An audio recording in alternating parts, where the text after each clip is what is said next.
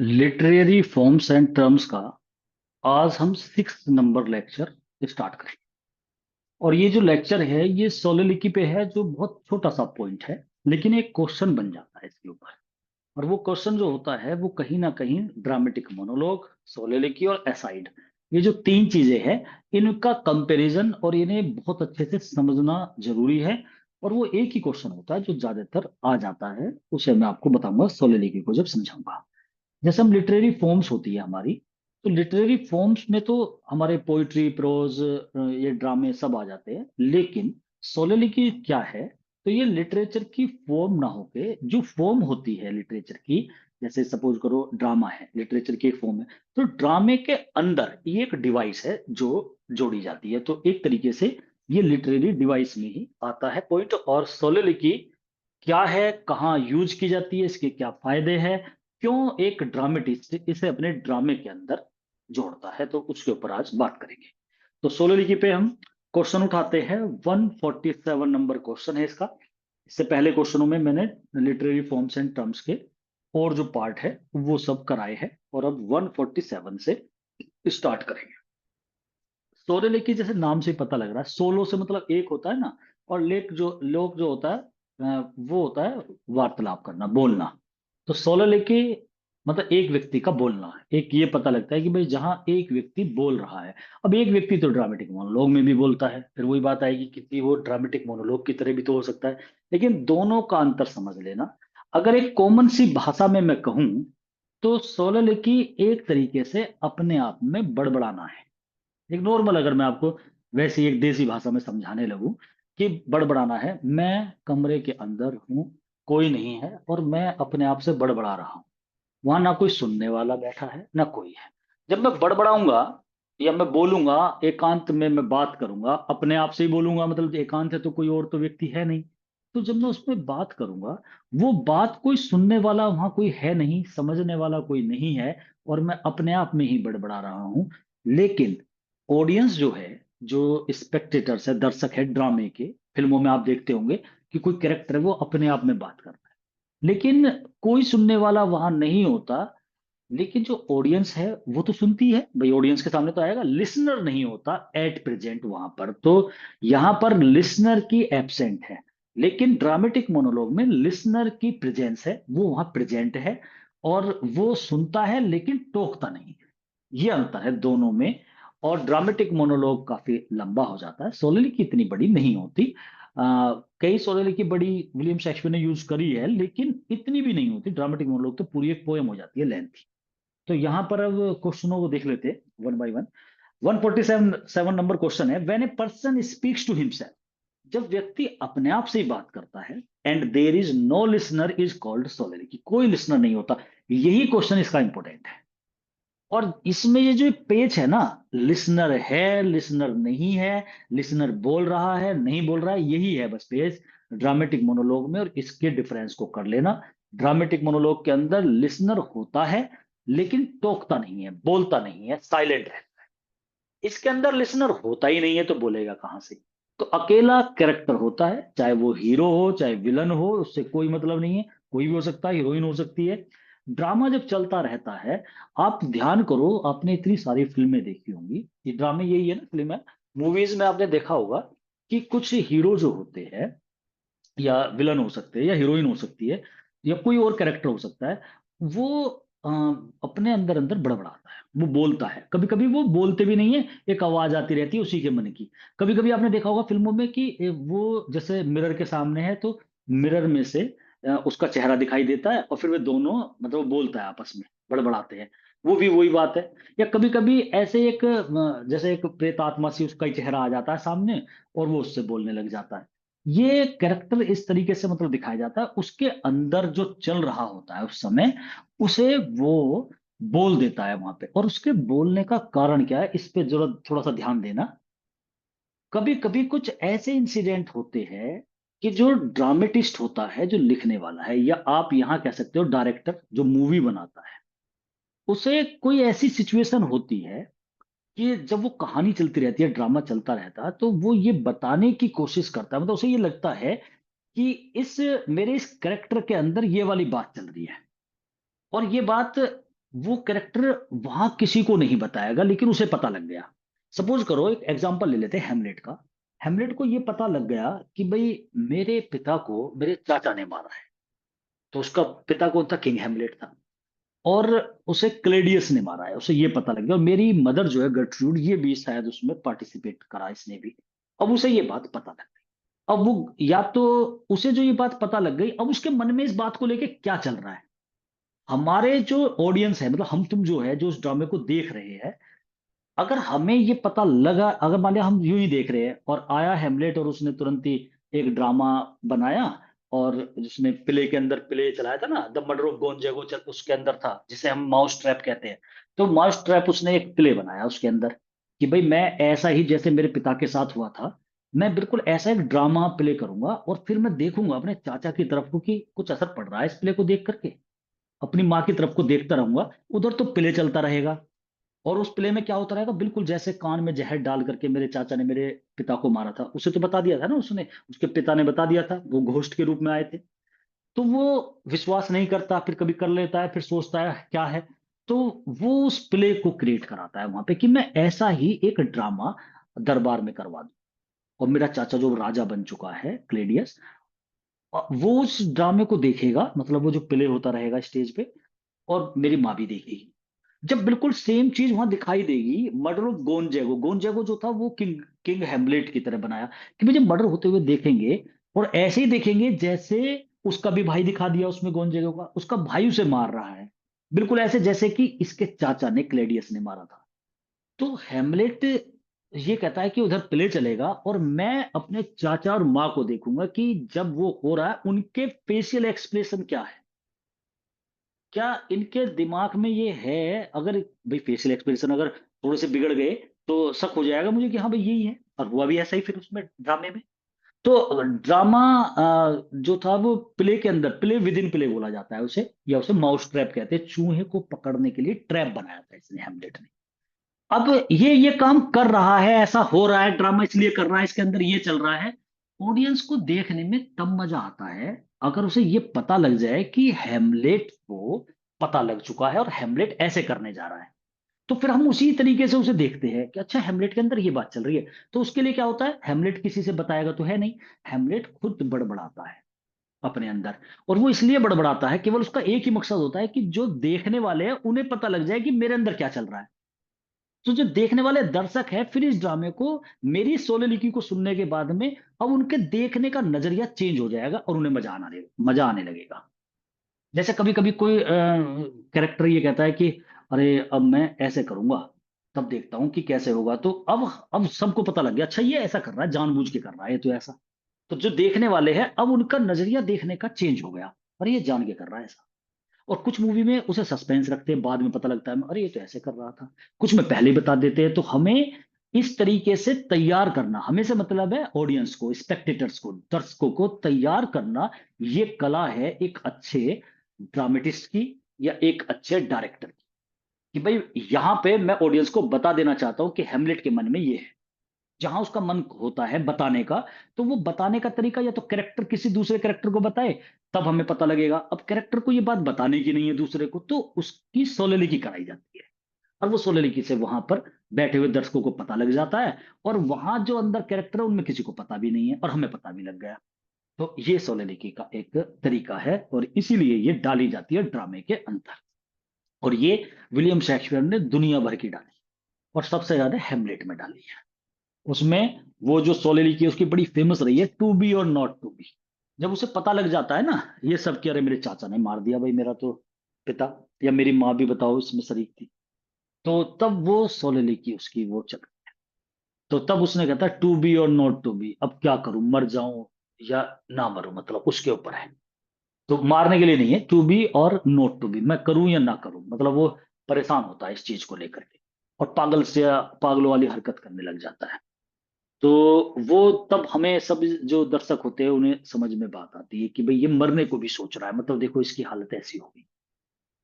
Frailty thy name is women, हे तुच्छता तेरा ही नाम वोमेन है। जब उसे पता लगता है मेरी माँ ने शादी कर ली मेरे चाचा से, तो तब वो लाइन बोलता है, फ्रेलिटी हे तुच्छता दाई नेम इज वोमेन, तेरा ही नाम एक वोमेन है। मतलब इसमें इयागो की भी सोलेलिकी है। हमें इयागो के सॉरी ओथेलो में, मतलब इस वाली में नहीं, हेमलेट में नहीं, ओथेलो में इयागो की सोलेलिकी बहुत ज्यादा है, जो विलन है उसमें। हमें पता लग जाता है अच्छा इयागो ये सोच रहा है ओथेलो के बारे में।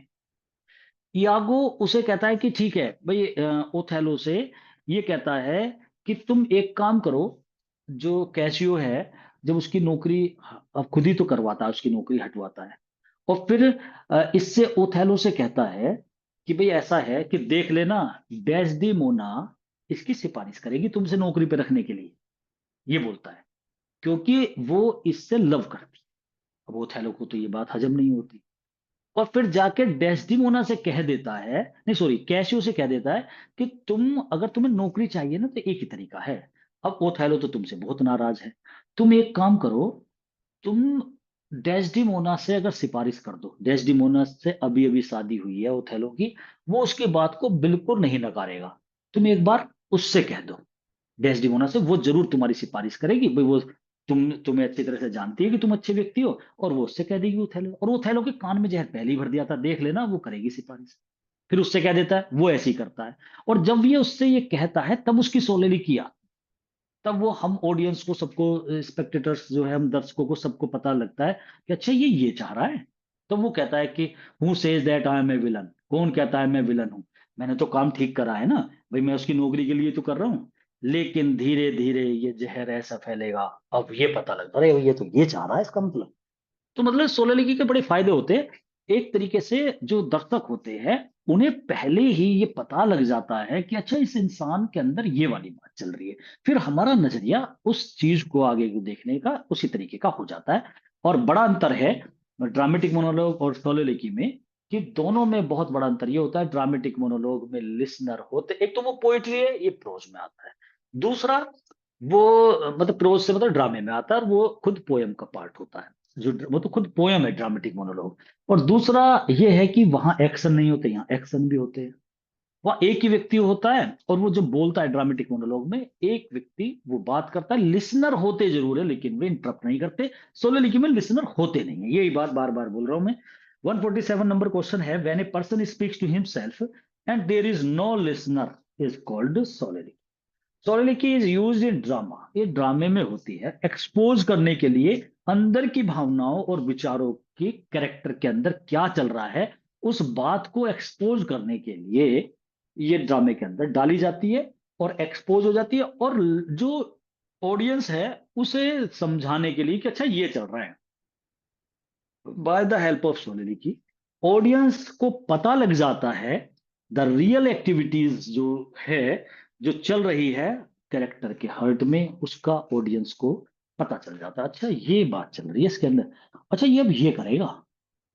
कोई कैरेक्टर है वो बड़बड़ा रहा है कि भाई मैं, चाहे कुछ भी हो जाए, भाई मैं शादी नहीं करूंगा इस लड़की से, चाहे मुझे कुछ भी बहाना बनाना पड़े, तो हमें पता लगे अच्छा इसका मन नहीं है इसमें। और वो जो आगे कार्य करेगा हम उसे उसी नजरिए से देखेंगे, उसके एक्ट को, तो ये होता है। Dramatic monologue is bigger than soliloquy. अगर आपसे ये वाला भी क्वेश्चन पूछा जाए, एक इसमें तीसरी चीज असाइड भी आता है, उसे मैं नेक्स्ट लेक्चर में कराऊंगा। ASID ड्रामेटिक मोनोलॉग बड़ा होता है, सोलेनिक छोटी होती है, और उससे भी छोटा असाइड होता है। सोलेनिक बड़बड़ाना है तो कितना लंबा इंसान बड़बड़ाएगा, वो थोड़ा सा एक हिंट देने के लिए सोलेनिक करी जाती है कि इसके अंदर ये बात चल रही है, वो है। सोलिलिकी इज ए स्पीच होती है ड्रामे के अंदर, जिसमें कैरेक्टर जो होता है वो ऑडियंस को बताता है। ऑडियंस को बताता है, मतलब यहां पर ये नहीं है कि ऑडियंस तो ऑडियंस है ना, ड्रामे में तो किसी को पता ही नहीं रहा है, तो ऑडियंस को तो पता लगेगा ही लगेगा। वो ऑडियंस को ये बताता है how he feels by talking to himself, कि वो कैसा महसूस कर रहा है अपने आप से बात करके, वो ऑडियंस को ये शो कर देता है। बताने से तो आपको ये लग रहा है कि ऑडियंस सामने सामने कह रहा है, ऐसे नहीं कह रहा, वो ऑडियंस तो सुन ही रही है सारी चीजें। तो वो ऑडियंस को ये शो कर देता है अपने आप से बात करके कि उसके दिल में चल क्या रहा है, ये बात आप तक पहुंच जाती है कि भाई ये चल रहा है।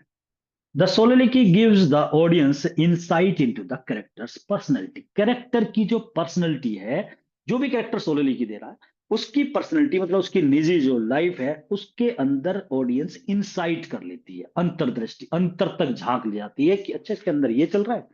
उसकी पर्सनैलिटी, मोटिवेशंस, इंटरनल कॉन्फ्लिक्ट होता है, अंदर कोई कॉन्फ्लिक्ट चल रहा हो, मैं ऐसे करूं वैसे करूं, ऐसे भी चलता है ना, टू बी और नॉट टू बी ये क्या है, इंटरनल कॉन्फ्लिक्ट तो है कि करूँ इस काम को ना करूं, तो वो सब चीजें ऑडियंस को पता लग जाती है। तो ऑडियंस एक तरीके से करेक्टर के अंदर झांक जाती है, मतलब ये सेंस है इसकी। द वर्ड सोलिलिकी ये ड्राइव्ड हुआ है लेटिन रूट्स सोलस। ये लेटिन वर्ड पहले भी मैंने आपको बताया था, एलिजी में आया था कि लेटिन वर्ड से एलिजियक जो है वो वर्ड से ली गई है एलिजी। तो लेटिन वर्ड कहाँ का है, रोम का, रोम की भाषा है लेटिन। रोम वो जो इटली है, तो वो एक बड़ी उच्च भाषा मानी जाती है लेटिन, जो बड़े विद्वान व्यक्ति यूज करते हैं। तो ये वर्ड सोलिलिकी लेटिन रूट है सोलस, उसका मतलब एलोन होता है, अकेलापन।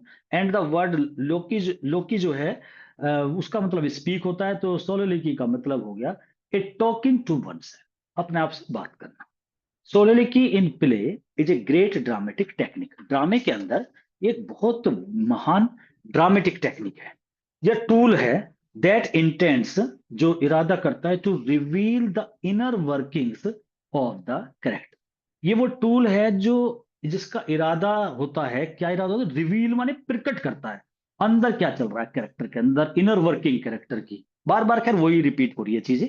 तो कुल मिलाकर के सोलिलिकी से हमें जो कैरेक्टर है उसके अंदर क्या चल रहा है ये बात ऑडियंस तक पहुंचाई जाती है। टू बी और not to be last question है सोलिलिकी का, और एग्जाम्पल पे एंड कर रहे हैं इसे, कि ये एक बहुत ही इंपॉर्टेंट, इसके अंदर देखो चार क्वेश्चन है इस दो लाइन में, और चारों क्वेश्चन इंपॉर्टेंट है। एक क्वेश्चन होता है कि टू बी और नॉट टू बी, इसका मीन्स पूछ लेते हैं कभी कभी घुमा करके, किसने ये लाइन बोली है, किसके मुंह से निकली है। अगर बात आएगी तो हेमलेट की है, हेमलेट बड़बड़ा रहा है, हेमलेट की सोलिलिकी है। तो हेमलेट ने कहा था जब वो ड्रामे के बाद में, उसे ये जब महसूस हो गया कि भाई मेरे चाचा ने मेरे पिता को मारा है, और मेरी मदर भी उसमें थी, तो कहीं ना कहीं, हालांकि इसकी मदर के लिए तो मना कर दिया था ना कि अपनी माँ को कुछ मत कहना, उसने किंग ने, लेकिन चाचा को मत छोड़ना, स्नेक सांप है वो, ठीक है। तो अब ये बदला लेना है इसे। तो कुल मिला के अब यहाँ पर ये इस चीज को कहता है टू बी और नॉट टू बी। भाई अब टू बी मतलब टू बी इस काम को करने के लिए, टू बी या ना करूं, तो वो अपनी आत्महत्या के लिए कहता है, यहाँ मारने की बात नहीं करता। जैसे गांधी जी का नारा है, करो या मरो। तो करो या मरो से मतलब वहां पर किसी को वो डू एंड डाई कहता है, डू एंड डाई। तो करो या मरो मतलब या तो कुछ करने से मतलब यहाँ पर हिंसा नहीं थी, वो कुछ करना भी, जो करने की सेंस थी ना, वो अहिंसा वाला पद था उसका। और करो या मर जाओ फिर। और यहाँ पे भी जो है, ये जो बोल रहा है टू बी और नॉट टू बी, ये कहता है मैं आत्महत्या करूं या ना करूं, मतलब सेंस ही है इसकी। तो टू बी और नॉट टू बी, मुझे अपने आप को मार लेना चाहिए या नहीं। तो ऐसे ये जब सोलरिंग करता है तो ऑडियंस यहाँ थोड़ा सा इमोशनल हो जाती है इसकी इन बातों से, क्योंकि एक तो इसके साथ इतना बुरा हो गया, इसके पिता को मार दिया गया, अब ये भी ऐसी हालत में है। तो वो लाइनें हैं इसकी, ये क्वेश्चन पूछा जाता है, ये लाइन कहाँ पर है, किसने बोली है, किसने लिखी है।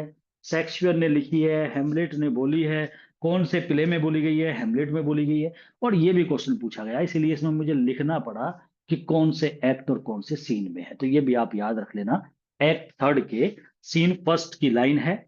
तो टू बी और नॉट टू बी जो है वो एक तरीके से ये सोलिलिकी है। और जो बहुत ही इंपॉर्टेंट सोलिलिकी, इसकी बहुत सारी सोलिलिकी यूज करी है हेमलेट के अंदर, विलियम शेक्सपियर ने। ओथेलो में भी करी है, किंग लियर में भी करी है, मतलब ये बहुत ज्यादा यूज करता था। तो ये डिवाइस बहुत ज्यादा विलियम शेक्सपियर ने भी यूज करी है, और बहुत सारे ड्रामेटिस्ट हैं जिन्होंने यूज करी है। तो ज्यादा लेंथी टॉपिक नहीं था, सिंपल सा था सोलिलिकी, और हमें बस इतना कंपैरिजन करना था ड्रामेटिक मोनोलॉग और सोलिलिकी में क्या डिफरेंस है। इसके जो नेक्स्ट लेक्चर में बताऊंगा उसमें मैं असाइड के बारे में और बताऊंगा आपको, तो तब आप तीनों का कंपैरिजन करना। तो आपको इससे पहला लेक्चर था, उसमें मैंने ड्रामेटिक मोनोलॉग के बारे में बताया था, इस लेक्चर में मैं सोलरी के बारे में सब कुछ बताया है। इससे जो नेक्स्ट लेक्चर होगा 7 नंबर, उसमें मैं असाइड के बारे में बताऊंगा। वो बहुत छोटा सा पार्ट होता है, तीनों में फिर आप कंपैरिजन करना, ये कंपैरिजन माइंड में रहना भी चाहिए हमारे, कि भाई ये किस तरीके से तीनों में क्या डिफरेंस है। ठीक है, उसके बारे में बात करेंगे, तो इसे यहीं स्टॉप करते हैं।